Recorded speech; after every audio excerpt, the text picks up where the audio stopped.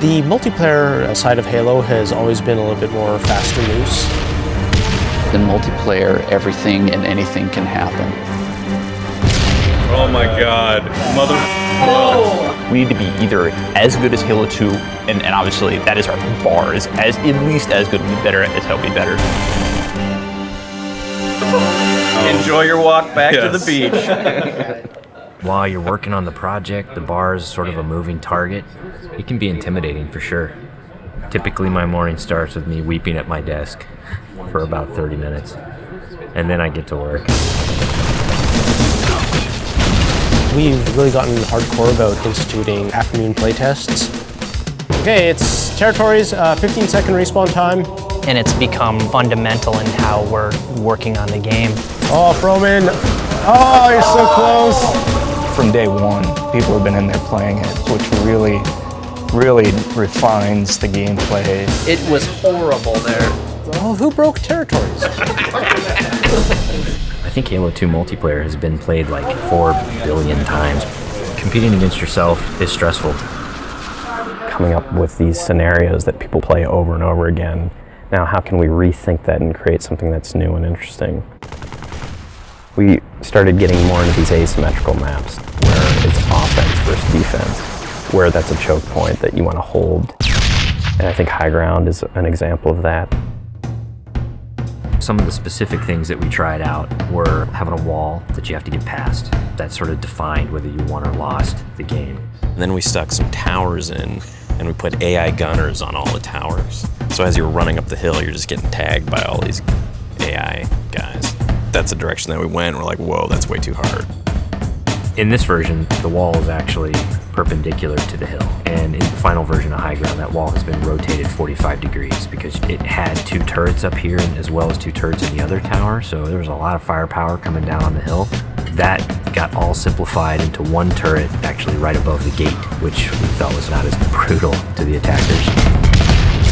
It's pretty obvious to us when we start working on these maps that they have to be fun for the 100th and the 200th and the 1000th time. You weren't figuring out the switches in the doors? Yeah, the glows are like you want to walk up and fight. Watching people run through your map challenges a lot of the assumptions you made about it. Like, oh, I think people will use this hill for sniping them, and then no one uses it. Then you get great comments like, this map sucks, I hate this spot, I hate you. A lot of the time that we spend on these levels are in the details, making sure that the run to a weapon is equal for different areas, getting the distances right for flag captures. Because we make such an effort to place titled objects in a level, like the waterfall, the bridge, the porta potty, people can say the flag is down by the porta potty. That immediately helps with that social aspect. Don't tell them about the porta potty.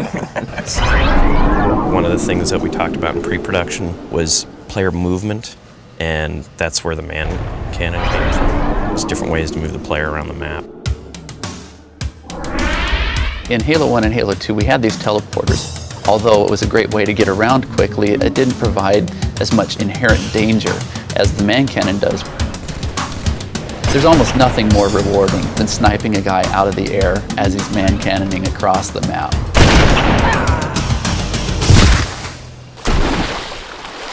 Whatever weapon that you start off every round with is going to really affect the decisions you make. There's this thing we didn't really identify in Halo 2, that if you spawn everybody with a dual-wieldable weapon like the SMG, it changed the game.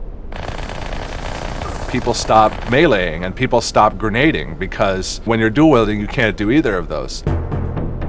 One of our weapon modelers, Tom Doyle, said, hey, this is a great chance to bring back the assault rifle from Halo 1. The assault rifle's design language really works well with the Master Chief. It has such a unique kind of silhouette and look to it that we really didn't want to change with what is already a Halo canon.